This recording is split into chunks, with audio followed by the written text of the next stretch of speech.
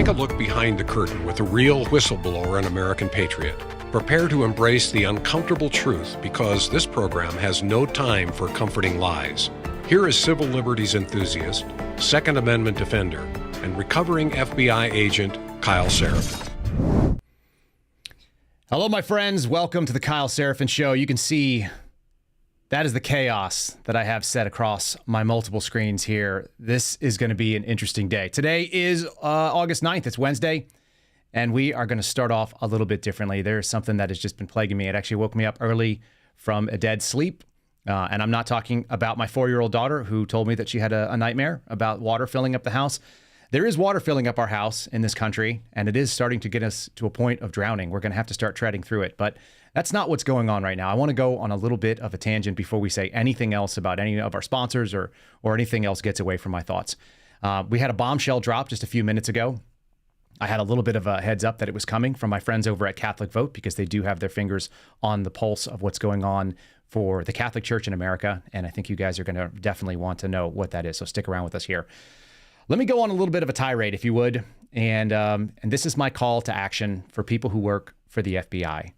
There has been a lot of talk for the last maybe 2 years about the good men and women of the FBI. There has been a little bit of a pushback by guys like Steve Friend, by guys like Garrett O'Boyle, friends of mine, friends of this show, guys like George Hill. We've all seen the same thing, and we've all been part of the same animal. And so when I say this, it's not from animosity. It is from absolute disappointment. It is from utter disgust that we are looking at a federal agency that is in fact the teeth, that is the fangs of a weaponized federal government. The reason why we fixate so much on the FBI in this podcast, it's not just because it's my ex-girlfriend, which is the only way to look at it, a very defective relationship, a dysfunctional situation that existed. But it's a relationship that is rotting and hurting the entire American people. It is doing significant damage to the ability to have rule of law in this country, to the ability of those of us to live freely without any fear. You heard yesterday from Steve Baker. He's an independent journalist. He's a musician. He's a guy who grew up trying to fight the Soviet Union in the ways that he could behind the Iron Curtain. If you didn't listen to our show yesterday, you missed out on some of the stories that he had to tell about working through a ministry group to undermine what we all knew was the enemy in the 70s and the 80s. In the beginning of the 90s, Russia was always the problem. And Russia has actually failed. They failed to continue. They fell under the weight of their own tyranny of trying to repress the population. And then you hear guys like Steve Baker, you hear guys like Matt Taibbi, who I listened to when I was in Memphis, talking about all the similarities that exist between this federal government and the one that we used to fight in the Soviet Union. Both those guys spent a lot of time over there. And when they start seeing those parallels, the weaponized law enforcement, the secret police, people living in fear of speaking, those are un-American. They're un-American situations on every level. There's no way around it. So I want to talk about what corruption looks like. And corruption looks like putting your head down and doing your job. That's what it looks like. It doesn't matter whether we're talking about Reserve Police Battalion 101, that sort of a great story that tells us it's a cautionary tale for all law enforcement and federal officials, for all people that are involved in minor government work. You're not the top of the chain. You're the rank and file. You're the people that carry out the orders. And you're the ones that killed off toddlers and old people because they were too slow getting into the boxcars. That's the people. And we want to know, are we in a society that has moved past that? Have we all figured out that? I don't think so. That's not what I saw.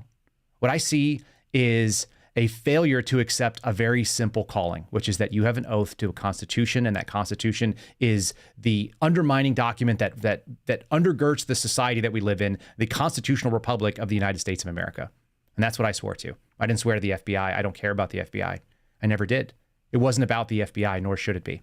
It shouldn't be about the DOJ, if that's who you work for. It shouldn't be about the Commerce Department or the Department of Homeland Security, the Department of the Interior. You don't work for those agencies. That's just who pays you. That's just what name is on your check. You work for the American people. So this is a call to action for all those people that are working out in the federal government that said, it's not me. I'm not the problem. And also for all of you retired types. I know retired types listen to this podcast. I know the FBI Security Division listens to this podcast. And moreover, I know that the Civil Rights Division unit chief at headquarters in the Hoover building was recommended my podcast yesterday because someone reached out and let me know that that recommendation was made. And I'm confident they won't take it. But that's all right. This is for all of you that are paying attention. We had a Fox News hit on Laura Ingraham last night where the discussion of what's wrong with the FBI came up and how the FBI took their eyes off the ball with Charles McGonigal. He was the special agent in charge of counterintelligence in the New York field office. He was found taking up to $225,000 in cash. It's probably more than that because that's all they know about. That's all they can get to. And he's going to probably put in a sweetheart plea next week. We're going to have his girlfriend, his former girlfriend, on the show in short order. We're going to interview her this afternoon. She's been reaching out to me. She's going to do one podcast, and it's ours because she knows that we can tell the story, and we'll give her as much time as she needs to. We're going to tell the story of a guy who basically was instrumental in the Crossfire Hurricane investigation, who was part of the FBI's apparatus that went after Donald Trump. And the thing that we know that he did was accept money from the Albanians on behalf of Russian oligarchs. I just want that to sink in for a second, just for 1 second. The guy who was probably the most powerful counterintelligence agent in the FBI, who had access to all the files, all the sources, all the information, the guy who was the special agent in charge of the New York field office, who was arguably the most important counterintelligence official in the FBI, in the biggest field office, the most important field office. Washington Field might say they have all of the embassies, but a lot of the big work goes out of New York. A lot of the money comes out of New York. And a lot of the consulate offices are in New York, even though the embassies may be in D.C. That guy, Charles McGonigal, who we've talked about with our friend Steve Gray, who's a former agent from New York field office, that guy accepted bags of cash, literally brown paper bags with cash money in it, on behalf of a Russian oligarch, and used his authority also to run an investigation against Donald Trump. Just sink that in. And where's the round condemnation about that? If some of you remember the 80s, we had guys like Aldrich Ames go and die in prison. We've got people like Robert Hansen, who was an FBI special agent, who was selling us out to the Russians. He died in prison this year. That's what he did. They put him in a supermax.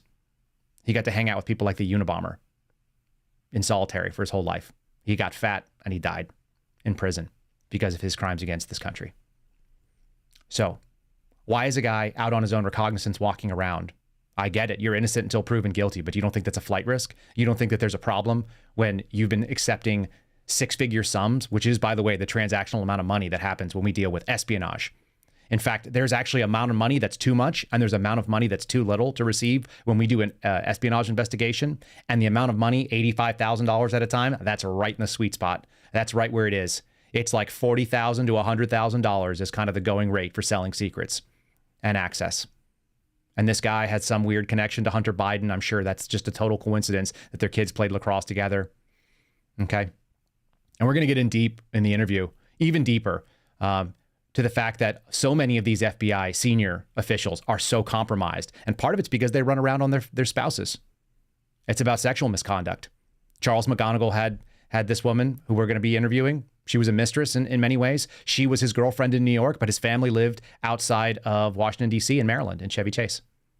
And that's pretty common too. These senior FBI officials that go and live on the 7th floor, it's a temporary post for them. They know they're going to come back. So they might move their family to D.C., but they'll go take a post somewhere else for a year, 18 months or 2 years. And they'll pick up another life and another girlfriend and start sleeping with a special assistant or some other special agent in the office, somebody else's spouse. They don't care. They'll use government planes and have hookups on there. And there were credible allegations when we found out in December of last year that one of the Office of Inspector General reports came back and said conclusively that a senior FBI special agent in charge running one of the field offices was involved in sexual misconduct, including having sex in a government vehicle. And the question was, who was it amongst my friends inside the Bureau? We could identify at least 3 special agents in charge of field offices that had been involved in that activity, one of which was on a plane. That person no longer works for the FBI and is now working in a very cush government job. That's what they all do. They all retire with their integrity, with their honor intact because they're never named. They all go off and they get to hang out in these cush government gigs. They go off to be partners in senior law firms. They go off to be partners in facilities like big tech, or they go off and become big partners in the auditing and the accounting and the consultant firms that spend a lot of money with government or get paid a lot of money by government. So that's where they go. And they're all okay with it. I want you to think about this. If you're a retired FBI agent and you're listening to this podcast, there are basically 2 possibilities right now. Either you condemn the FBI the way that it is set up, and you acknowledge that the Bureau is beyond saving because of the actions of the Bureau, or you're part of the problem. We're going to play a video in just a second of somebody who can't do that. And maybe he'll change his tune when he thinks about this. Maybe he'll see this because there's enough people out there that will forward it out there. Let me just say, there are two reasons why FBI agents do not admit that there's a problem. Number one, they are dependent on the reputation of the FBI for their own reputation to matter. It's the thing they spent their whole life doing, 20, 25 years, and I am empathetic to that. That is a sad state of affairs. But if you want to get out in front of it, you get out in front of it right now, and you call out the enemy for what it is, which is that it has cheapened your reputation, that it is an atrocious action, is a betrayal of the American people's trust, and it wasn't your fault because you are willing to at least say it and get behind it. That's part one. And the second reason why you may not do so is because you are unable to acknowledge how complicit you were in the fact that the FBI fell apart when it did. Because every single person that would complain to me, all the senior agents with 20 and 25 years in, guys who are pushing the extensions to their mandatory retirement dates, they would all complain about how the FBI got like it was. And nobody looked into their own heart and said, what did I do? Did I step up into management? Did I bite the bullet and go do that thing? Did I call out malfeasance when it was there? Was I willing to accept discomfort when it needed to be accepted? To lose the promotions and lose maybe some of the friendships by saying the thing out loud that everybody was thinking quietly or spoke about over a beer but didn't say in the office? Because the only thing that happens when you get a couple FBI agents together, and I know a bunch of them, whenever they get together, it only takes about 10 minutes before the pile-on of all the errors and failings of the FBI come out. And you know it too. If you're watching this and you worked for the Bureau, you know exactly what I'm talking about. You were all part of those conversations. It's time to get active. Because the pit bull is running around and biting children in the neighborhood. It is taking out people that had nothing to do with it. And it is failing at its fundamental core actions. It is absolutely failing. I put a little note down here about the suspendables. Many of you guys are aware of my friends. We call ourselves the suspendables. Many of you are suspendables as well. And so I wrote down a note. What is a suspendable? Are you suspendable?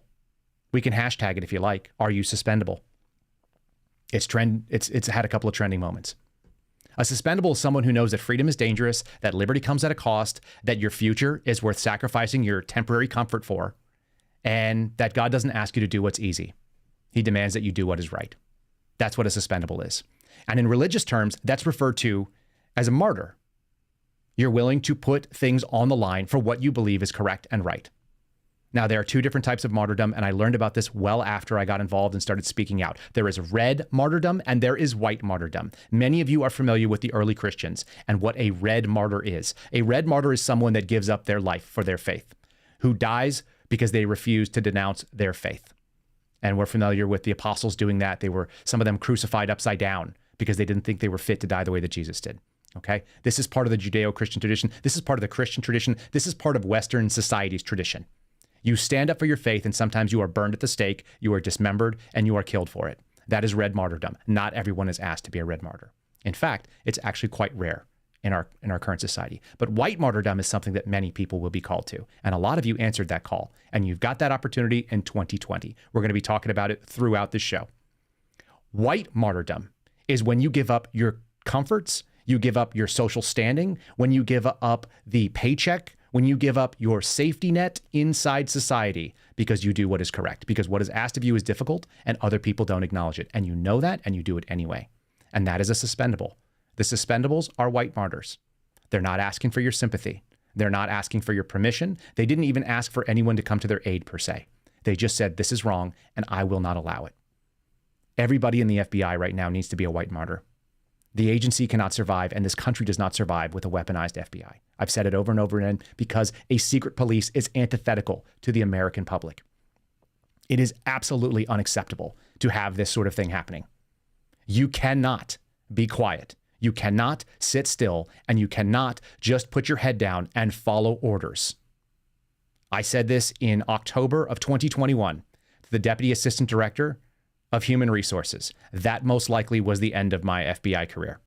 I let them know that the people in Nuremberg hung for exactly what he's doing. The superior orders claim I'm just doing what I'm told. That man has been rewarded from that post. He is now the special agent in charge of the Las Vegas field office, which is a pretty cush gig. People like it.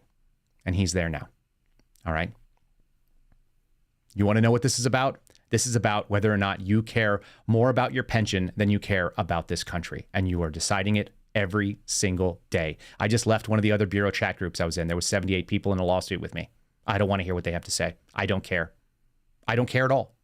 And if that hurts your feelings, it should. It should hurt your feelings because it is absolutely insulting to me that you continue to go to jobs and ask me, hey, can you send me the Suspendables logo? I want to print something on the government laser printers and engrave some cups that I have because I'm a suspendable too.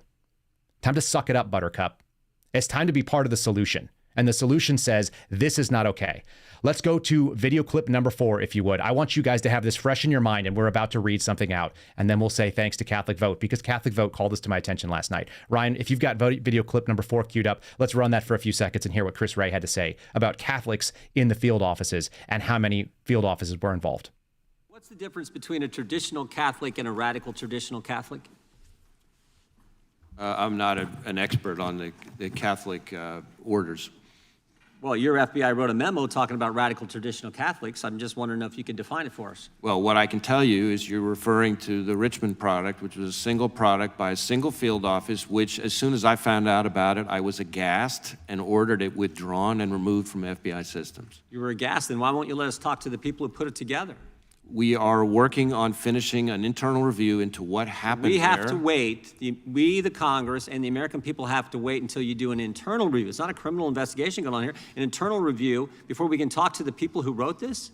That's good right there. When we finish our internal review, which will be very soon, we will come back right before the committee Catholics So he's going provide to a briefing on what we found. He's going to go ahead and make excuses. And you heard it. And he said that is one field office and one product that was written. I'm going to read from an article that just came up right now. This is something that was dropped by Jim Jordan's Judiciary Committee. This is why we were delayed starting today. Are you ready? Here it is.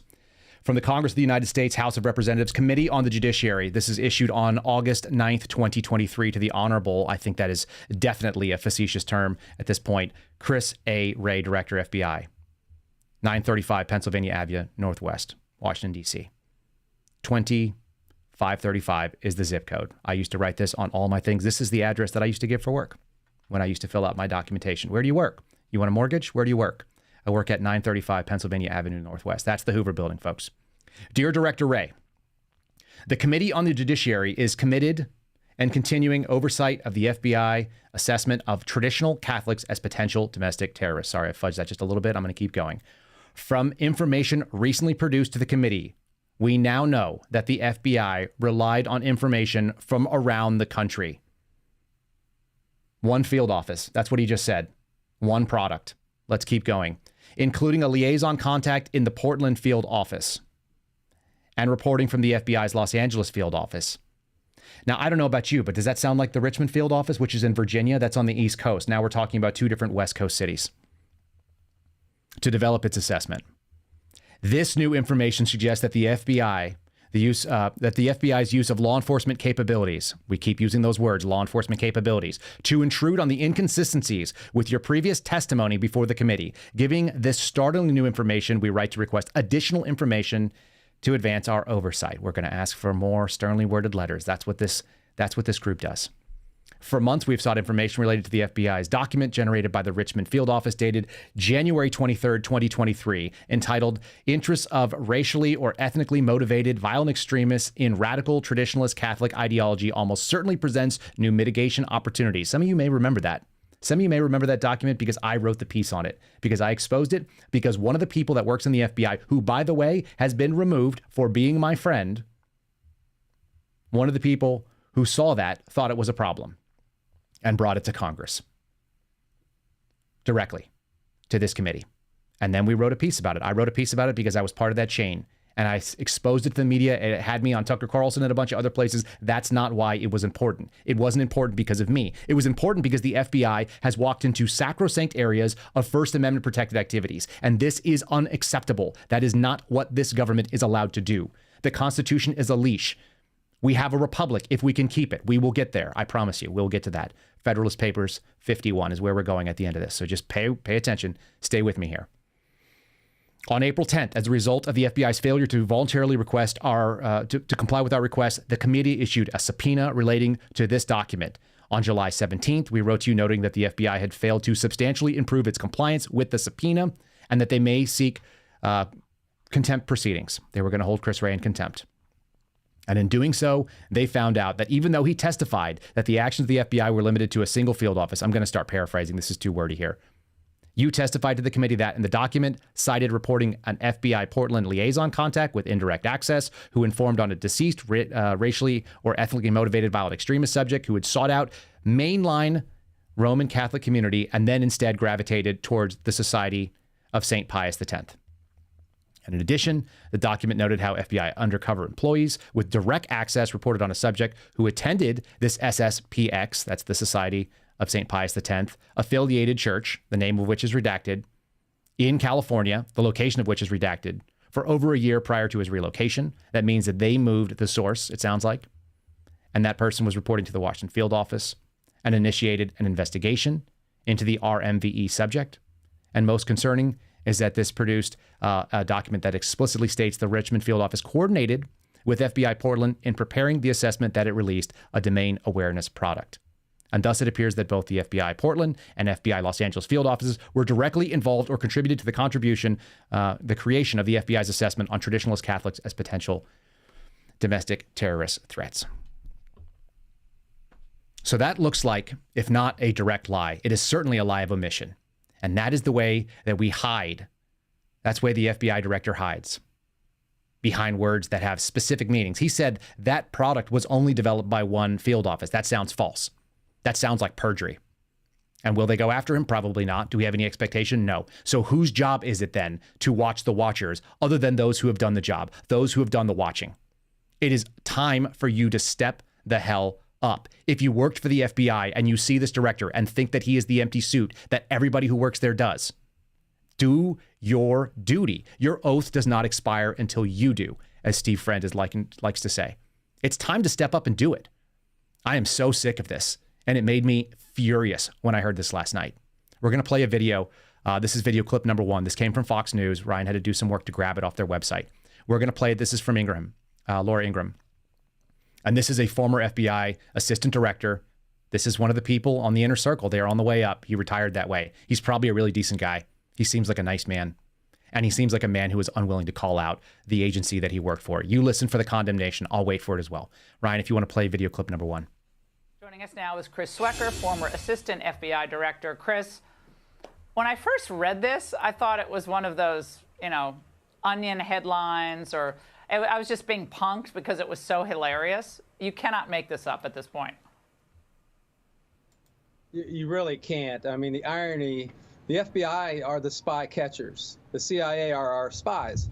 So we're supposed to be catching this guy, and he's the guy that's investigating Trump. It's beyond ironic. I wonder sometimes, Laura, well, not sometimes, that the FBI, whether the FBI just completely took their eye off the ball when Jim Comey took over, because this is one of the most important programs in the FBI, is to catch spies, prevent them from spying on us, and right in the middle of it, in a high executive level position, and Comey even promoted him later on, is the very guy that we should be rooting out. Unbelievable. Now, Chris, in a September 2020 Senate testimony, the FBI's deputy assistant director, this guy Jonathan Moffa, was asked about the origins of Crossfire Hurricane, and this was back in July of 2016.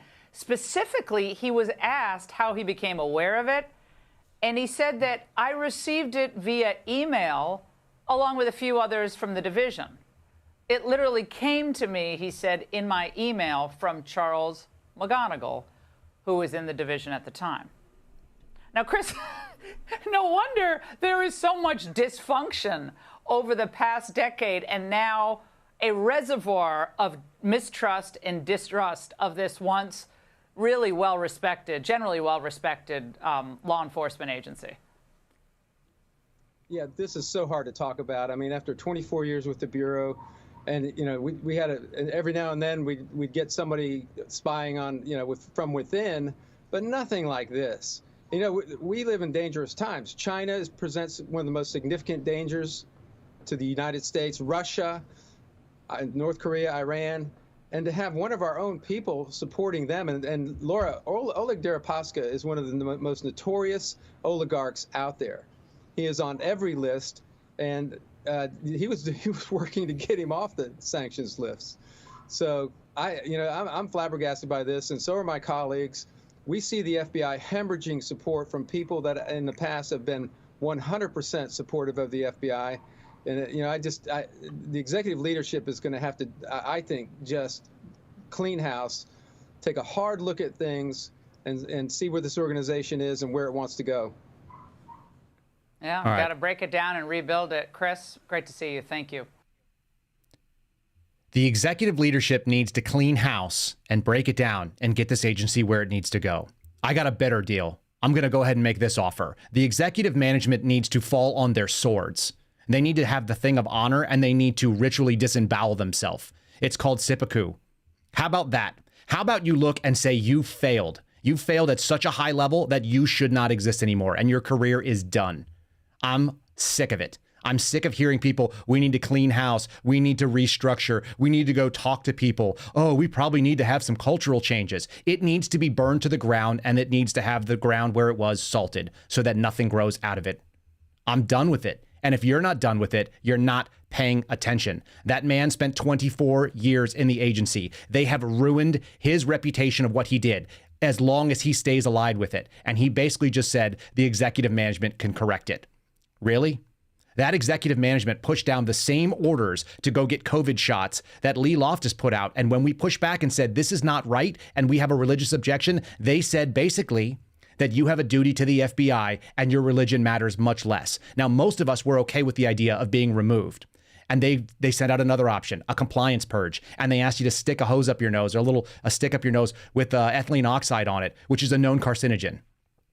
How many times did you take a COVID test out there? Did you take one every 72 hours? Do you know how likely it is that there are going to be some bad downstream effects of it? And why did the FBI ask to do it? Was there science? No. Did they make you go stand in line with a bunch of people who had COVID? Yes, they did. Was it more likely that you were going to contract COVID when you were healthy with no symptoms and bring it back into the office with these stupid tests that were coming in? 100%. You know how I know that? Because I worked in medicine. I don't even have to be a genius at that. I don't have to be a doctor. I spent as much time in biology classes. I took as much biology and microbiology and chemistry as almost any nurse you'll ever deal with. I had all the prereqs to go and do all that kind of stuff. I was ready to go to med school instead of the FBI. That was actually where I thought I was going. And my best buddy, who's a doctor, calls me doctor. Probably as a joke, but still. There's a reason why we knew this was stupid right away. Because it wasn't about health. It was about compliance. And they found everybody who was willing to comply. And that was nearly everybody. And you know all the people who didn't. And it's a very damn small group. They could fit in my studio here. And this studio is only 8 feet wide by 10 feet. That's it. We could put them all in here. And the rest of you that are watching this that know. It's time to man the hell up. I am just absolutely fed up with it. There are no good men and women of the FBI. There are only people that are ready to start exposing stuff, that are going to start calling it out. You know how to reach me. You can go to my website. It's kyleserafin.com. Hit the contact button. It goes directly to my email, and I will get it. And you can mix in with all the mentally ill and the people that are worried about directed energy weapons, and you can send me a message saying, I would like to be put in touch with Congress. I don't need to know what you're disclosing. I don't care. Start disclosing it now. It needs to be exposed. It's not your information, and it's not the FBI's information. And Congress, you need to get off your ass, and you need to give an opportunity for people to disclose the things that are hidden by security clearances, which are a lot. There is a lot of information that is being hidden by security clearances, things that should not be classified, that are absolutely overclassified, and they are hiding it specifically because there is no route for a whistleblower to bring classified information. If you do, there's a decent chance you go to jail for it. And it is the American people's information, and it is obviously overclassified, but it is marked as such, and they are going to be held accountable. And they showed it with President Trump. If they can go after Trump, after stuff that he had the ability to declassify, they can definitely go after some poor bastard who works for the FBI. Everybody's got a job to do. And if you've been doing the right thing, I'm preaching to the choir. We're going to push on just a little bit here. Let's do a little bit of story time. Let's talk about, first of all, I want to say thanks to my folks at Catholic Vote. They did bring this to my attention last night. They did text me and said, we need to go on the offensive and start making this known. And I intend to. I will be available for anything. If there is a news organization that wants to hear about what this looks like or why it's a problem, I'm happy to be there. I will make time on behalf of my friends at Catholic Vote who did this. Let's pull up the loop real quick, if you guys don't mind. This is the loop email. You guys know it. They're my friends. Check it out. This will give you the inside scoop, some of the inside scoop that I am getting. This is Wednesday's edition of it. It showed up this morning, nice and early. The number one thing on there is issue 1, fails in Ohio. All right, we're going to be talking about that as well. And that is why it is so important that we defend the republic, not the so-called democracy, which is trash. We don't have a democracy. There's a federal judge upholding trans bathroom policies. You can read about that. Iowa schools choice program moving forward. That seems like a net good. There's a couple other things. They're talking about Governor Abbott here in Texas protecting women's sports. There's a lot of culture war that is going on, and there's a lot of people that are writing about it. It's hard to keep track of all of it. This is one way you can do that. You can do it by signing up for the vote, the loop. So go to catholicvote.org, catholicvote.org. Type it in. You don't have to be Catholic. You don't even have to be Christian. If you're generally conservative and you got a problem with what's going on in this country, this is a good curated news feed. It'll hit you with the high points of what happened over the last day or so. And it catches stories that I don't see because they got a team and I don't. So check them out. Type in your email address, type in your zip code. Good to go. catholicvote.org. Check them out. All right. Let's push on. I'm going to continue on here. So a little bit of story time. Ryan, if you'll pop up topic number 3, the picture we have there, I'm going to show everybody a little picture of what I was doing in 2020. This was from September. It's my friend Dave. I blocked out his face because he doesn't need to be part of this. You can see the beard. We were at an In-N-Out about 90 minutes south of Portland. We went to Portland because there was civil unrest in the streets. We left the civil unrest in Washington, D.C., and we went to it across the country. And why is that relevant to what we just talked about? It's relevant because 1, the Portland field office was involved in this Catholic product, and that should steam your blood. And 2, Portland is dysfunctional like so many other FBI field offices because they put terrible people in leadership positions that do not have any leadership skills. I used to always say, I don't have a chain of command in the FBI. There's only a chain of management. And the chain of management is weak, and they don't know how to do leadership because none of them know how to do the right thing when it's complicated or difficult. They are unwilling to say the thing that is uncomfortable.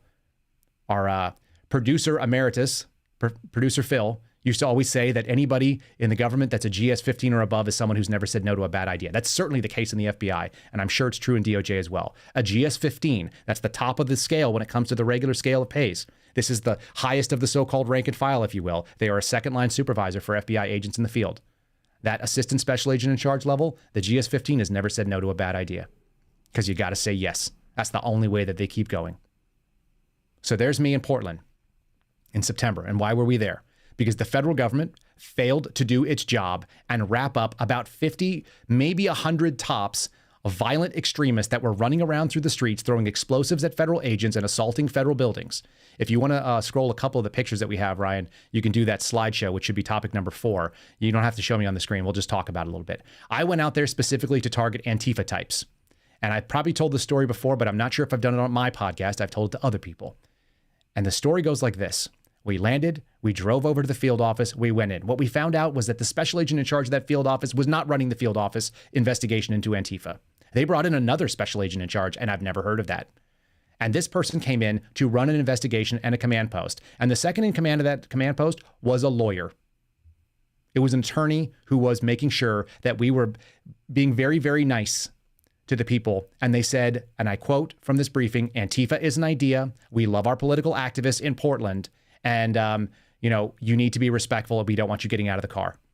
These are some of the pictures that you're going to see right now that I took when I was walking outside of my hotel in downtown Portland. And does it look crazy? No. There was a sign at this restaurant we went to that said, stop killing black people, and a list of all these random black names that have nothing to do with each other and had totally different circumstances. Almost all the buildings had scaffoldings or they had some type of tarping keeping away because all the ground level glass was broken. You can see here there's going to be some cardboard and there's going to be some plywood that was trying to keep these things. They had sliding wooden doors like a freaking medieval moat trying to keep us from doing that. And this picture is tilted a little bit, but what you're seeing there are people that were standing in the parking lot of the hotel I was in. They were carrying swords made out of rebar and hatchets and sleeping on the ground burning fire. And this is one of our subjects. This was known as the snack van. You can see all the crazy stuff on here. This is a little bit of a picture that's turned over, but this was a sign from the local community. And this is part of the problem, America. They wanted it. They always wanted it. This was signs where we were doing surveillance that said, federal goons, go home. They wanted us to leave because they wanted what they had. And that's what it looked like for miles and miles and miles on every single island. There were just tents, people living in squalor all over the place. We went there to go investigate the so-called idea of Antifa. We identified a number of subjects, and none of those people have been prosecuted as far as I know. Some of them engaged in violence with local police officers on nights when we watched them. We had them dead to rights with what they did. We could testify to it. We saw it either through night vision or binoculars. We were watching them happen in real time. Those people were arrested by local Portland Police Bureau. They were interviewed by FBI agents, and then they were let go. And as far as I know, none of them were ever prosecuted. And that is a major failing. That is a failing of the FBI as a whole. And what I also found out was that the agents who were running these cases had not come in from the field office because they were scared to investigate people where they lived. They were scared to do their own freaking job as armed federal agents in Portland. They were terrified of what might happen to them. And so what did they do? They brought in what they call TDY, temporary duty agents, who came in and investigated the cases so that they could go back home and not be targeted by these Antifa types, because we knew that we weren't going to do anything about it. And we left guys like the Border Patrol, BORTAC teams that came in to secure the federal courthouse there. We left them on the lurch, and none of those were prosecuted in any meaningful way. Lasers shined in their eyes. You saw it, explosives thrown at them. Most of us remember the 100 nights of riots. And where we're going with this is what happened to Andy Ngo. If you'll bring up topic number 5.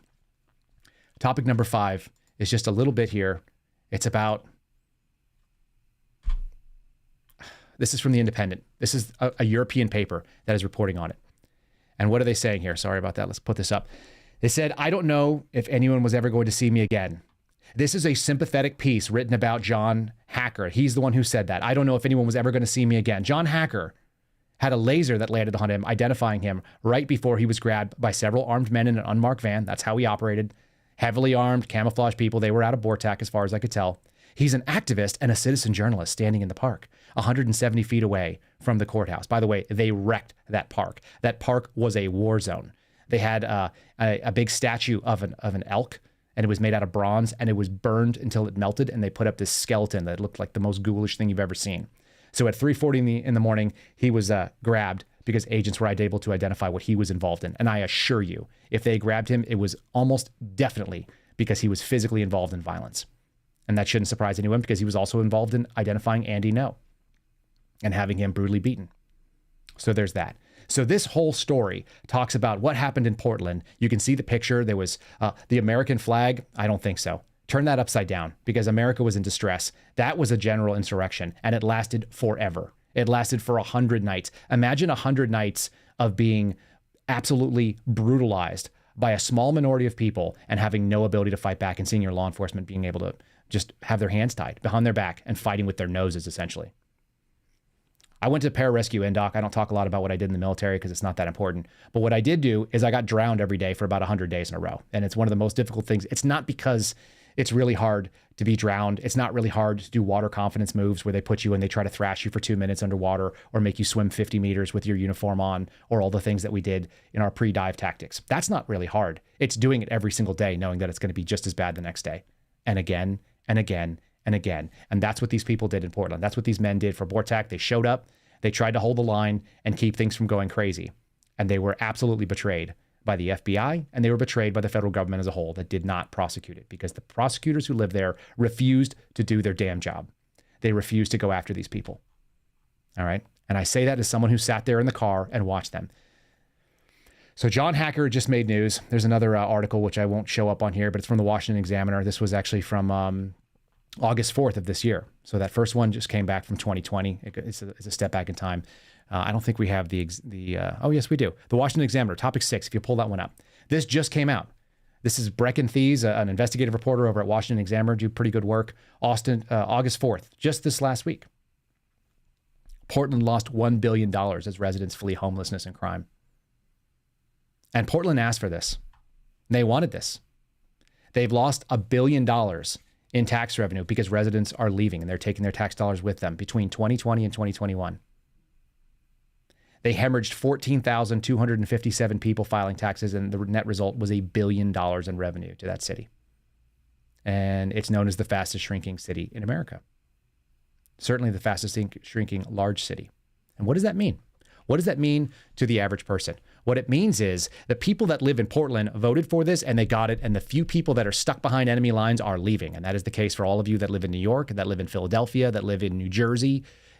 More broadly speaking, if you live in a blue state and you think that you are stuck there, you're in the Alamo, and the odds are worse than the Alamo. And everybody died at the Alamo. I don't know if you know the story. Texas history may not be something everybody learns, but you know the name. Not everybody got out of the Alamo. Very few. Women and children, just a couple. That's what you're in right now. You're in the Alamo. If you don't think so, when I watched a woman who was involved in violent riots, that had organized those riots, who had thrown explosive devices at cops, arrested and released after being interviewed by the FBI, That same night, I also saw a lesbian couple living in a house that I looked up on Zillow that had a net worth, at least the house was worth at least $650,000, which is not cheap. And it was in an urban area, and it was right down the street from the Portland Police Bureau's Union Hall, which was set on fire many times, and it was set on fire that night. They were people that had invaded a 7-Eleven, climbed up on the roof of a small business, and were throwing explosive devices at the police Union Hall. And the police were simply trying to keep these people from falling into the neighborhood. They weren't protecting the Union Hall. They weren't protecting the 7-Eleven. That was already gone. There was a riot that was happening and this weird street party happening in the middle of a parking lot. And those police were just simply keeping people from going into the private residences, which is where I was sitting. I was watching this from feet. Literally, I could roll my window down and listen to it, which is what I heard. And these women, and they were a lesbian couple, and they were heavy set, as you can imagine, kind of butch looking women with short hair. And they were drinking some fancy frou-frou drink sitting on their beautiful porch in their front yard, which was manicured and had a nice garden, were yelling at the police officers. And they said, don't you wish you could just go home and be with your families? Why are you here? Don't you have any respect for people's rights to be upset? And don't you have any respect for this protest? They were chastising the police that were keeping their houses from being burned. And if you live in Portland and your house burns and you kept it there, it's your fault. 100%. You need to move out of that city right now. You need to not live in that city. You need to not tolerate that city. I don't care how pretty it is. You are living behind enemy lines and you're making a choice. So that's what white martyrdom is. You step up and you leave. You become part of the $1 billion loss. That's the only way that these people are going to be able to do it when they run out of money. And they'll go to the federal government. That's all by design. We talked about it in a couple shows ago. They're going to surge that local resource and they'll ask the federal government to step in and they can. But you can't be part of it. You can't contribute to it or you're part of the problem. Just like these FBI agents that won't keep their oath, that won't say what needs to be said. It's really troubling. And all this leads to the fact that if you bring up topic number 7, we had John Hacker, this guy that we talked about who was grabbed very briefly. There he is. You can see him on the screen right now. He's a burn victim. So I'm sure people feel a lot of sympathy because he lives with that face. Unfortunately, he has the soul and the personality and the internal ethics to match a face like that, it turns out. This article, if you're not watching, it says, breaking alleged Antifa attacker John Hacker testifies in tears during the Andy No trial, confesses to the attack, admits to working with journalist Sergey Almos, who was a pro-Antifa journalist. And the answer is that Andy lost his case. Now, that comes from just, yesterday? Yeah, from the Post-Millennial. So that's Andy No's newspaper. So this was written by Katie Daviscourt. She's of Seattle, Washington. She's one of their writers. Now we're going to bring up what happens to her for reporting on this story. We'll bring up video clip number 2 real quick, Ryan.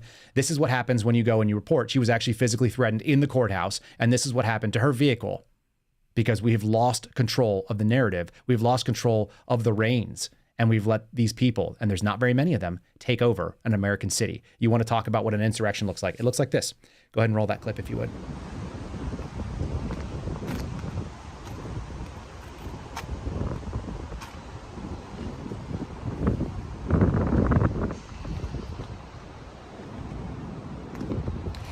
If you're not watching our Rumble channel, what you are seeing, or what you are missing, is there is a vehicle. It's a white SUV.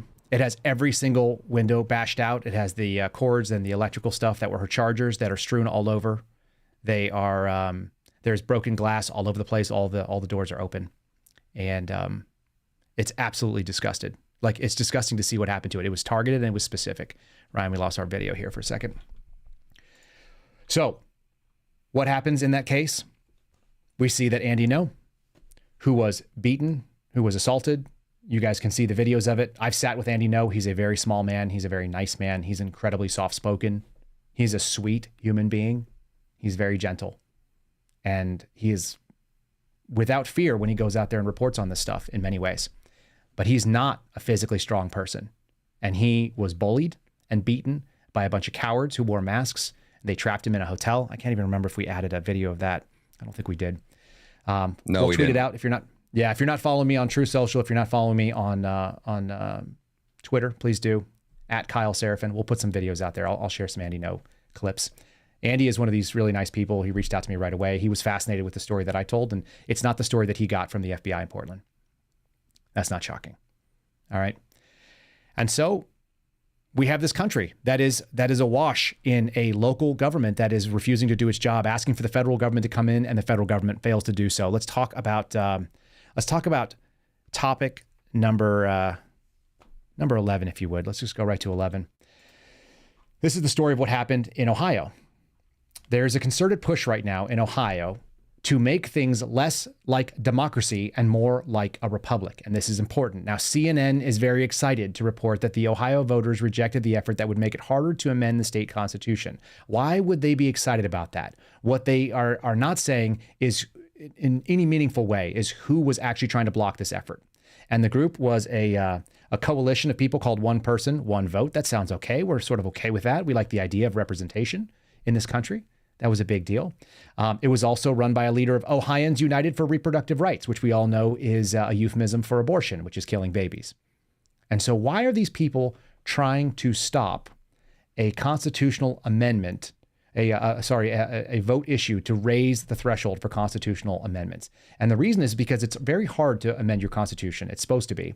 And what they wanted to do is they wanted to make it from a simple majority to a threshold of 60%, a supermajority, if you will. The goal of this particular issue 1 was to raise the ability and make it more difficult to amend the state constitution, because what happened is Ohio passed a law saying that they were going to ban abortion after 6 weeks, which is essentially a place that we can all sort of start with as an original idea of this is an okay idea to stop abortion. We're going to stop it at 6 weeks. The idea being abolition in totality, but maybe incremental steps. This is a win for the people that love babies. And what's going on is they think that they're going to be able to pass a constitutional amendment that will allow them to legalize abortion per the state constitution, and that would in fact outlaw what they just did in the legislatures in Ohio. And so they want what's called the tyranny of the majority, a 50% of the vote plus one person. Imagine if you had 100 and you broke it 50-50. As long as you were 51-49, you become the tyranny of the majority. You will now tell everyone except one person that is equal to you in all except one. One body on the other side of the scale is enough for you to change the Constitution in Ohio. This was probably a failure on their foresight, but they did it. And that is what they are trying to correct right now, and that lost. And that's a victory for CNN, because CNN is cheering on democracy. They love democracy, but we don't live in a democracy. We live in a republic. And that is, in fact, the title of this show. It's a republic if you can keep it. So let me bring this thing up right here. This is an article that was written. I didn't put it in the notes here, but I'll read it right off my screen. It's a republic if you can keep it. It's a quotation that is ascribed to Elizabeth Willing Powell talking to Benjamin Franklin per the journal of James McHenry, who was one of the delegates at the Constitutional Convention. McHenry was from Maryland, died in 1816, and supposedly stated that this was the conversation that happened as Benjamin Franklin left the Constitutional Convention, when she said, well, she says, Doctor, what have we got? A republic or a monarchy? And he said, a republic, if you can keep it. That's the apocryphal story. It doesn't necessarily mean that it's true, but it's certainly the instinct of what was going on. And that is the problem right now with what has happened in this country in so many ways. We've lost our understanding of what federalism is. I know Dan Bongino has talked about this. They've made excuses for what Marjorie Taylor Greene said about the national divorce, the idea being that we should return to our Federalist principles. There's a couple things I want to scan through here. And if you'll pull up, I think we actually have Federalist 51. If you'll pull up topic number 12, you'll see Federalist 51. This was written in 1788 as they were arguing for the ratification of the Constitution. And I believe this one was written by Madison. It's to the people of the state of New York. These were all a series of letters making public arguments in order to support the Federalist system. And there's really, really important stuff in here. Most of us have not read them. So your homework, if you listen to the Kyle Seraphin Show and you would like to participate in a space a week from today, we'll give you plenty of time to do it. Read a Federalist paper, send me an email via the contact form at kyleseraphin.com. Tell me which Federalist paper you'd like to talk about, and we will have you as one of the speakers on our space to explain a Federalist paper and a position on federalism and why it was important and what the major takeaways are. Because people need to understand what their government was designed to do. So we're gonna touch on a couple of pieces here. I want you guys to be aware as you listen to this. It says we're just gonna quote a couple of little pieces, if you will. It says, were principle rigorously adhered to, it would require that all appointments for the Supreme Executive, Legislature, and Judiciary magistracies should be drawn from the same foundation of authority, the people, through channels of having no communication whatsoever to each other. There's a lot of stilted language in this. We're going to break it down. Essentially, the argument in Federalist 51 is that the government is divided against itself. It has members of each department, should be as little dependent as possible on those of the other. There needs to be a separation of powers. This is an argument for that. Their executive magistrates or the judges, they cannot be independent of the legislature if their independence is only nominal. That there is a great security against the concentration, the gradual concentration of several powers. They actually knew as they drafted this Constitution that the inherent instinct is to centralize things. This is what we call the administrative state. This is the so-called deep state. This is the people that come together that have similar goals because they all work for government. And this is the problem with an FBI that doesn't have people of honor working in it, because they all start adhering to the same principles. They all think the same way. Nobody throws the BS flag, and everybody involves themselves in eventual tyranny. It says, ambition must be made to counteract ambition. The interests of man must be connected with the constitutional rights of the place. There must be a reflection on human nature. They understood that human beings tend to encroach on things. And the other thing that they understood, which I'm going to read an entire paragraph, this is the most central paragraph of Federalist 51, and I'll read it directly. There are, moreover, two considerations particularly applicable to the federal system of America, which places that system in a very interesting point of view. First, in a single republic, all of the power surrendered by the people is submitted to the administration of a single government, and the usurpations are guarded against by division of the government into distinct and separate departments. These are the checks and balances. In the compound Republic of America, the power surrendered by the people is first divided between two distinct governments, and then the portion allotted to each subdivision among the distinct and separate departments. Hence, a double security arises to the rights of the people. The different governments will control each other, and at the same time, each will be controlled by itself. And second, it is of great importance in the Republic not only to guard the society against the oppression of its rulers, this is really critical, but to guard one part of society against the injustice of the other part. Different interests necessarily exist in different classes of citizens. If a majority be united against a common interest, the rights of the minority will be insecure. This concept is known as the tyranny of the majority, and this is what Ohio has basically voted to uphold. The tyranny of the majority is that you have a slight edge.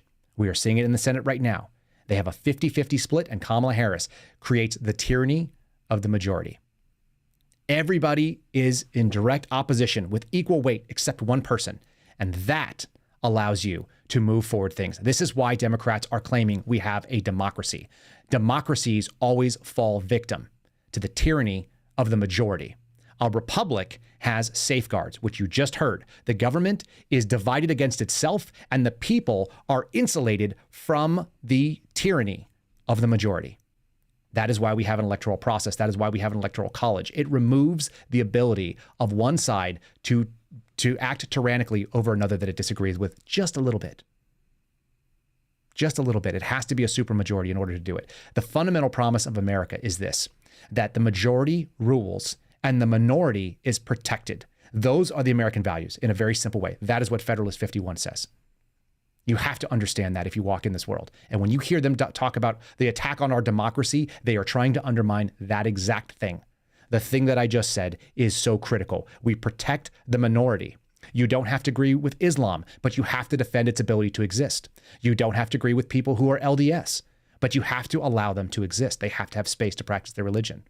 All of these, you don't have to agree with atheists, but they have to be allowed to have no religion. They have to have it. We have to be able to insulate the minority from the tyranny of the majority. If you walk away with nothing else, that's where it is. All right, I'm going to play a comedian here because sometimes the only way that we can experience a little bit of truth is through comedy. And so, and a little bit of a lighthearted note in a very serious topic, we're going to play video kit number 3. Many of you already know this, but I want you to think about how cheap the freedom and liberty and your own decisions and your own thought processes were undermined in 2020 and 2021. And the FBI was not an exception to it. It was, in fact, a cultural problem. And this goes all the way down to a comedian from Australia. Go ahead and roll that clip. We'll comment in a second. I regret having gotten the vaccine. I really regret having gotten the vaccine. I'm sure it's fine, but I just wish When the state told me to do something, I'd be the sort of person who said no. But it turns out I'm the sort of person who says, fine. I don't understand what's going on. You're telling me it's important. Okay. And all they had to do was say, you won't be allowed to go into pubs for like a month. And I was like, put it in me. That's what I'm upset about, is that I had a principle temporarily. Like, if I was in Nazi Germany, I would have stood up to the regime. I wouldn't stand up to not being able to go to a pub for a month. I would have been like, Anne Frank, she's in that attic there. I saw her. It doesn't matter what the point of principle was. The point is I would have been a chill. And that I have to live with that for the rest of my 3 or 4 more years before I have a heart attack. All right. So that's funny. It's comical, and people are laughing, and they know it's true. And I'd like you to bring up topic number 9, if you would, Ryan. This is a tweet that I actually found the other day. I read it to my father. It was impactful for me. I'm going to share it with you. Sometimes people send things that are quite interesting to me, and I want you to be able to hear this in its entirety. It said, shortly after COVID started in July of 2020, my father died. This is coming from an account at SC Mountain Goat, Santa Cruz Mountain Goat.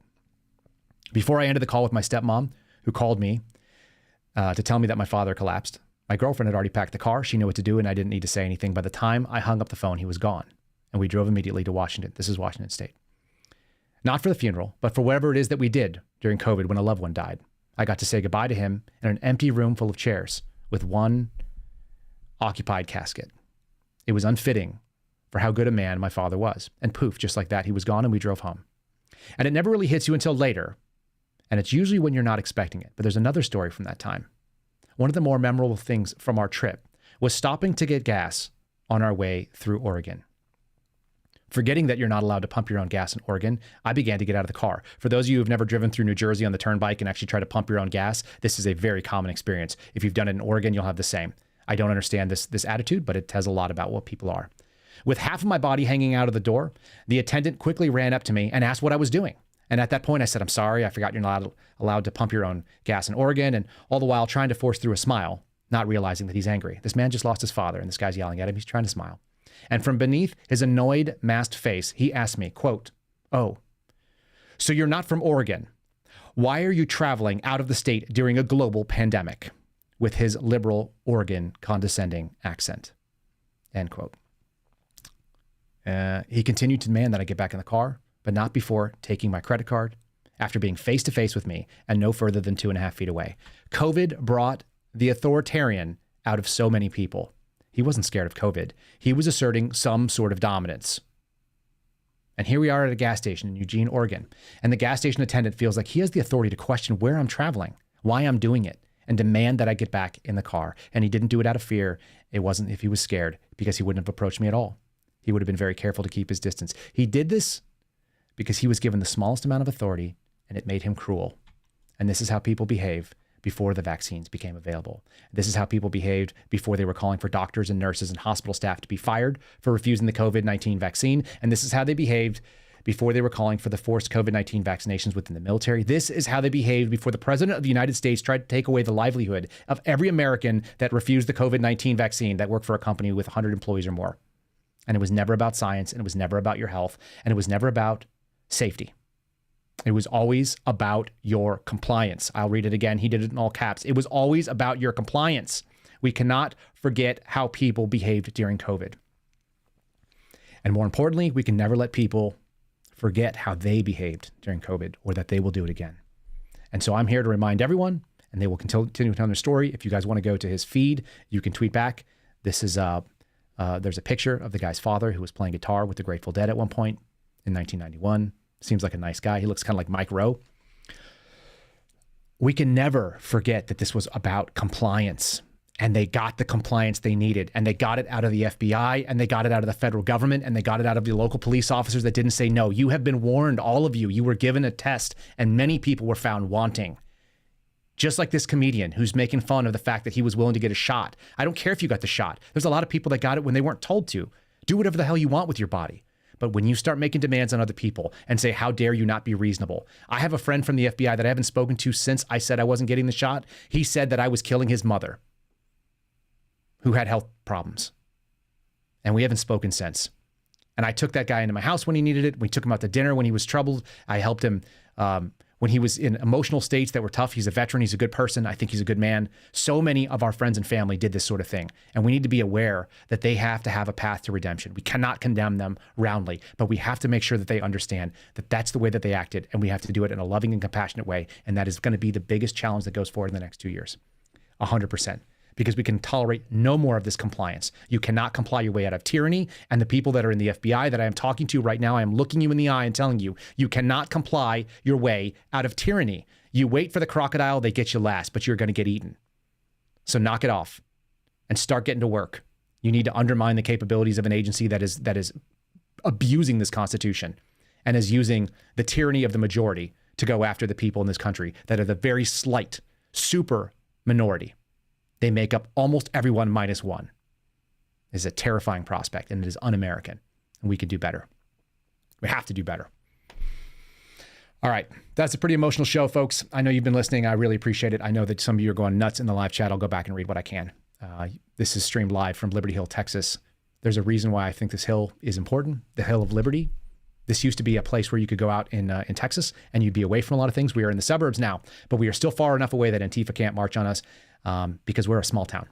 Like Jason Aldean said, you can't try that stuff in a small town, but you better hold that line, people, because it's coming for you. We do want to thank all of you for listening, especially all of you that are going nuts in the chat. I know you guys were getting riled up. I saw it. There's the super chats right there. We can try to touch a couple of them. Let me just try to read off. Suspendable train started. Everybody's on board. I heard a choo-choo. Smash the like, everybody. Disband the FBI. Send the honorable people. If there's any left to other agencies, we agree with that. Do not sit down. Do not comply. Congress, get off your ass and do something. Traditional Catholic suspendables. All true. Can't be the caboose. Mine's too small, says Rose. Thanks, Rose. Kyle the hell up. That's from our buddy Eric Jason. Mama Jean says we're on fire. The FBI is damaged and it needs to be thrown in the rubbish bin of history. That's all true. Everyone watched this video from FBI Panty Raid. Listed a YouTube on there. You can go check those out. Appreciate them for all the suspendables, what they do for our country. That's from Miss G. Shout out to Ryan and Eric, who pump up the live chat every day. Much respect to Kyle. I missed the bottom of it. You guys are all nuts. You're all out there. We really appreciate it. This is what it's about. You need to share this message in a loving way. It's hard to do it. I'm not mad at them for what they did. I'm mad at them for what they continue to do. I really am. I am so disappointed with it. So let's move forward with that. Say thanks to all of you listeners. You guys are great. You really are. The people that have joined as monthly supporters, you can go and hit the subscribe button on our channel. We just got our first check. I'll just let you know because I'm always transparent about it. This is our first check from Rumble, which is really cool. We've been doing this since September, I think, or since November of last year. Got a check for $700 or so. Can't complain about that. It's actually starting to generate a little bit of revenue. It's not YouTube money, but man, it is really cool. We're going to use that to support what we're doing, support technology upgrades that Ryan needs and things like that. So thanks so much for watching this and sharing it around. We do appreciate it. Almost 650 reviews, 5-star reviews like this one here. This one comes from Cliffy109 from Friday. It says, drain all of it. Everything you thought might be possibly wrong at the FBI is actually true. I had suspicions and hints about how bad it was, but I started listening to this podcast and it made me realize that if anything, it's worse than I thought. And it isn't limited to the FBI either. Kyle has enough guests and topics to make me realize exactly what is meant by, quote unquote, the swamp. Our system is broken, badly broken. Men like Kyle didn't break it. They showed up to tell us where it's broken. God bless Kyle and his family and the rest of the suspendables. God bless you, Cliffy, for listening. I appreciate that. Cliffy's kind of a funny name. I like that too. But all of you who are out there doing the right thing, that know that you're willing to take on the hard work of doing the right thing when it may involve some cost, be white martyrs, be suspendable, all of you. That's your job. And do your homework. Go read a Federalist paper and tell me which one it is, and we'll do a space and we'll have a big discussion about it because knowledge is the power that goes on. This debate has already been held. It was done before. And so we must be aware of it, and we must know the points that were made by some very, very intelligent people. Many of you know that our show is only possible because of the hard work and the capabilities of Ryan Matta, who's been out there killing it so far, bringing up all of our topics, making the slideshows, cutting the videos. Ryan, thanks so much for the hard work you do. You can follow Ryan at Ryan Matta Media. Matta spelled M-A-T-T-A. You can see his live stream if you wake up early. Starts at 6:30 Eastern time. It's a little early for me, but I caught a piece of it today. He works with Anna Perez and puts up a Wake Up America piece. So feel free if you're up early, if you're doing something in the gym and you want a little bit of information and get revved up. We cover some of the same topics in different ways. You can follow Ryan Matta Media on Twitter or Ryan Matta on YouTube. I'm sorry, on True Social. And then also follow our buddy Eric Jason over there on Truth. He's been promoting the show. He's one of our moderators. He's always in the chat. He's the first guy in there. If he doesn't show up ever, we're going to have to go find his house and make sure he's okay. It's at Eric Jason on True Social. Appreciate you, Eric.